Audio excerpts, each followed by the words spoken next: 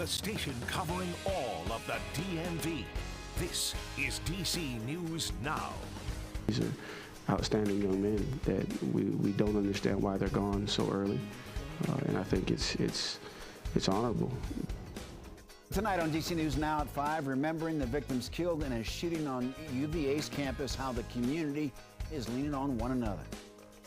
I was scared because my room was filling up with smoke, and I was afraid I'd die of, inhaling smoke. Emergency crews still on scene of an 8-story apartment fire. At least 50 people have been displaced. We'll bring you the latest. Also, turkey donations, how one local grocery store is going above and beyond to make sure everyone has a delicious holiday meal. Thank you for joining us for DC News Now at 5. I'm Mark Hall. Today is a DMV First Warn Day, and conditions across the DMV are looking a bit messy. Here in D.C., we're experiencing rain, and in parts of the western Maryland, there is even snow. Let's head over to meteorologist Damon Madsen. And Damon, you said it was coming, and it is here.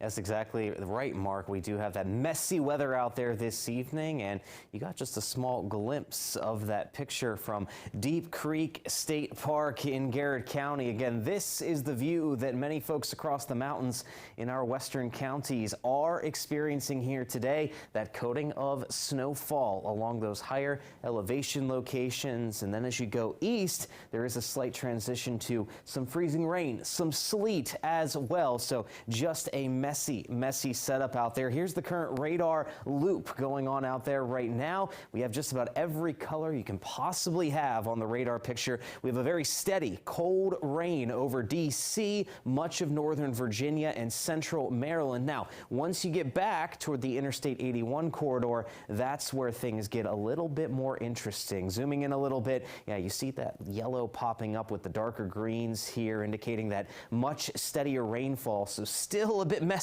out there for the evening commute in and around D.C., back up I-270 into Montgomery and Frederick counties. Now we slide over here. This is where that transition line between the rain and a wintry mix is taking shape. We've generally just had rainfall over Winchester, Martinsburg, and Hagerstown, but you see the pink here along the South Mountain corridor. Once you head toward western Washington and Morgan counties, that's where you're more likely to see more of that sleet and freezing rain mixing in there, making things very slick out there as well. And then just a bit more to the west is where there has been a lot more of just that plain snowfall. Places like Kaiser, Cumberland, over toward Frostburg. Our weather watcher Brian reported in about an inch of accumulation and very slick conditions on those sidewalks and roadways. So it is very messy across western Maryland and West Virginia here this evening. And that mix of rain, snow, and sleet for our western counties is going to continue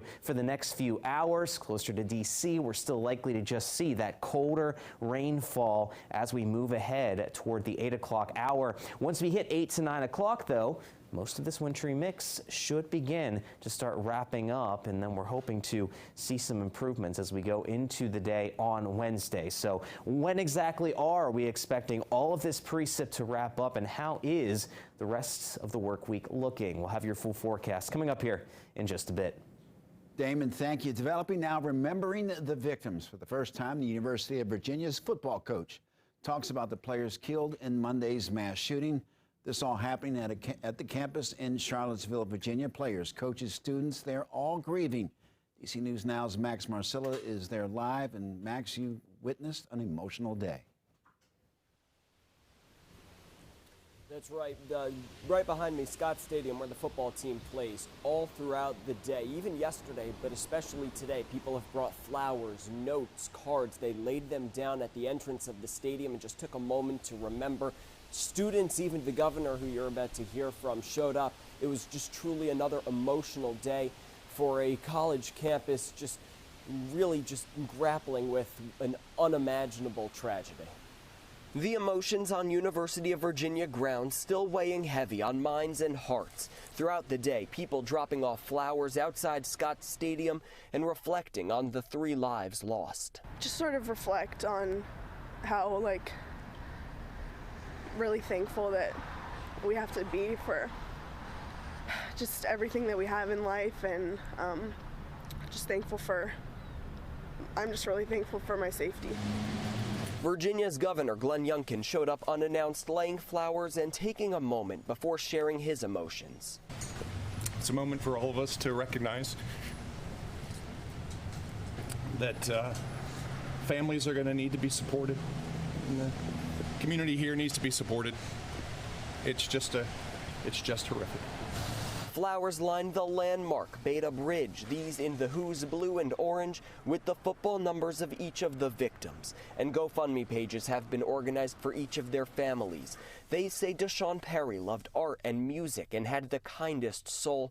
One person said Devin Chandler was a light in their life, and Lavelle Tyler Davis Jr. loved his parents, family, community, and football. So those were some of the scenes from grounds here at UVA earlier this afternoon and morning.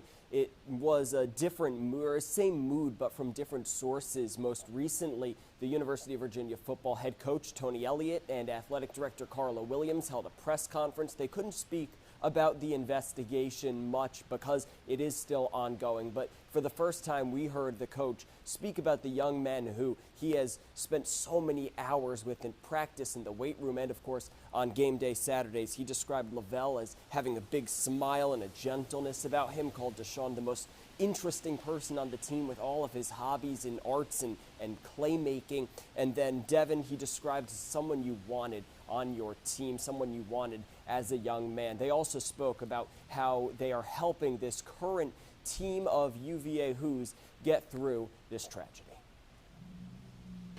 Just my heart's hurting right now for, again, our university, our community, the team, the players, their families, the young men whose families have been impacted the most. That's where my thoughts are at this time. Trying to provide all the resources and support that I possibly can. You know, we compete hard, and you know, this industry is very, very competitive.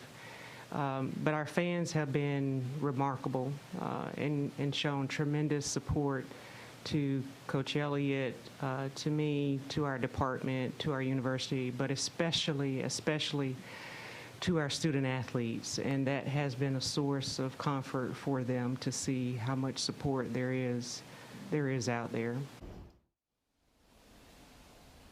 Now, in that press conference, there were two moments where head coach Tony Elliott really got choked up. One was when he was talking about his family and how he was talking about it with his children, who are both under 10 years old. And then the other moment was when he thought and addressed that first team meeting after this incident happened. He choked up and said it was just so hard, but slowly but surely the team is getting better, relying on each other, trying to take any sort of positive and remembering the lives of their teammates and their brothers. Meanwhile, no word as the university continues to evaluate whether or not it will play its upcoming football game. They both said, both Williams and Elliott, that's not what's important now. It's all about supporting the student athletes and this university.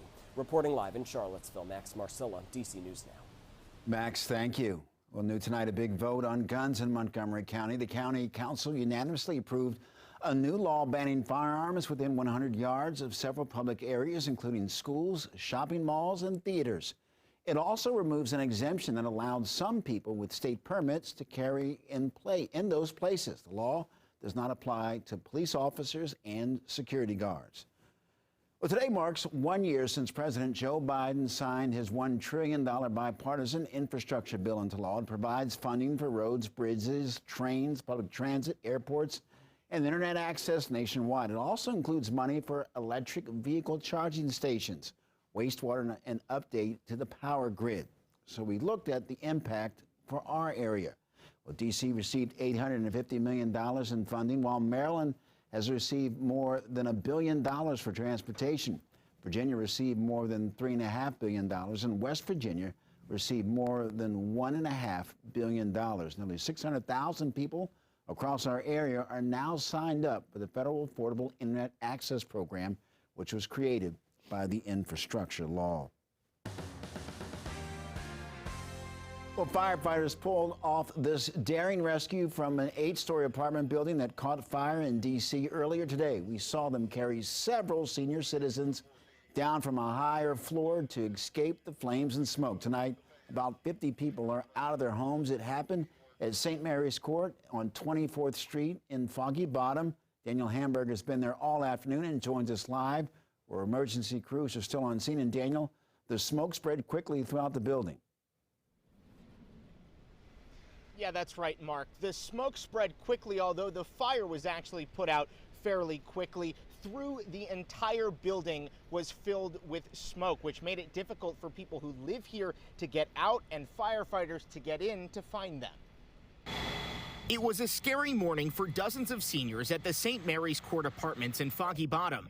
They were trapped by fire and smoke in their homes around 11:30 a.m. Oh my gosh, was it ever? I've never lived through anything like this. Carolyn Tozier was screaming for help from her second-story apartment just 2 doors down from where the fire started. The fireman just bodily carried me down the stairs outside, and so I was freezing and getting, it was horrible. You can see in this video the delicate process of rescuing many seniors down ladders. In the rear, they could not get a hook and ladder truck the way the building is situated, so they carried portable ladders to the rear, threw ladders up, went up those ladders, found the people who were in need, brought them down ladders. And I started helping everybody else get them over to churches to keep them warm and stuff, because some of them came out with no coats on, they were cold. The building across the street let some people stay in the lobby, while 2 Metro buses were also brought in to warm up those affected. I was on the 8th floor and saw the smoke in the hallway. You couldn't see anything at all. And I knew to go down the stairs. 120 firefighters were on scene to rescue people and air out the 140-unit building. Paramedics rushed 6 people to the hospital. Most of the people were exposed to smoke conditions, which reached all floors of this 8-story senior living facility. Thank God we're all safe. I hope no one ever has to go through this. Now, the Red Cross is assisting those 50 people who are displaced by this fire. They're helping with things like food, water, emotional support, and lost medications. We're live in Foggy Bottom. Daniel Hamburg, DC News Now. Daniel, thank you. New tonight, if the House turns red, that would clear a path for a new House Speaker. Republican leader Kevin McCarthy has cleared the first step, winning majority support from his colleagues in a closed-door conference meeting. The formal vote for House Speaker, whoever controls the House, will come when the new Congress convenes in January. Well, DC's criminal code is about to get an overhaul. That's if the council has its way and the mayor doesn't veto it. DC News Now's political and government reporter Leonard N. Fleming watched council debate changing the bill. Leonard, they passed it, so what happens next? That's exactly right. Council members debated making changes, but one measure failed and another one was withdrawn. So after a unanimous 13-0 vote, the revisions now go to Mayor Muriel Bowser, and she has voiced concerns. More than a decade in the making, district officials say the criminal code needs serious overhaul. And now DC City Council has provided it. In its second and final vote on the code overhaul, all 13 council members voted unanimously to send it to the mayor. If Bowser signs it, most mandatory minimum sentences would be gone, provide for jury trials for nearly all misdemeanor cases, and also bumps down maximum penalties for crimes like carjackings, robberies, and burglaries. Parts of the overhaul have been opposed by Mayor Muriel Bowser and her police chief, Robert Conte. They argue that it would tax an already overburdened court system and limit police in how they fight crime. Still, Council Chairman Phil Mendelson said the mayor should sign the bill. Are you worried that the mayor may veto this bill? I think it would be a mistake if the mayor vetoed the bill. The bill was approved on a unanimous vote. And while I appreciate that she had concerns, I think the concerns are misplaced. There will be a layering of charges and therefore a layering of possible sentences. And I think that's been misunderstood by a lot of folks. The mayor's office had no comment on whether she signs the bill or not. She took to Twitter yesterday to express concerns, particularly about weakening lenient sentences for gun possession and other parts that give law enforcement serious pause. Live in the studio, Leonard N. Fleming, DC News Now. Leonard, thank you. Well, after 20 seasons coaching the WNBA Washington Mystics, head coach Mike Thibault has decided to step down from the position. Thibault leaves with the most wins on WNBA history with 379. This includes 34 playoff wins, 17 playoff appearances, with 4 WNBA Finals appearances, and a title with the Mystics back in 2019.